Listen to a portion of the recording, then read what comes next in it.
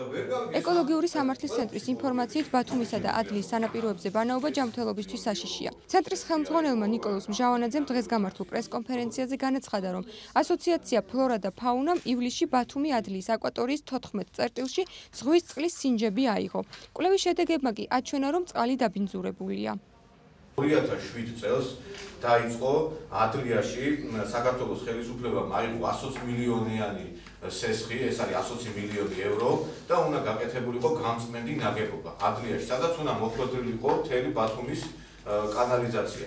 დღეისათვის ეს საკანალიზაციო მეურნეობა არის მოუხმარებელი, ფაქტიურად მთლიანად იღვრება ეს ფეკალური მასები სანაპიროზე, ის დაბინძურება, რაც დღეს რეალურად არსებობს, იქ იწვევს შემდგომ დაავადებებს, და ინფექციური და პარაზიტული დაავადებები, ვირუსული ჰეპატიტი, კანის და კუჭნათლავის დაავადებები და ზღვაში ქრომისა და სპილენძის არსებობა და მაღალი მაჩვენებელი იწვევს ონკოლოგიურ დაავადებებსაც. მჟავანაძის თქმით, შედარებით უკეთესი მდგომარეობაა სარფის, გონიოსა და მწვანე კონცხის სანაპიროებზე.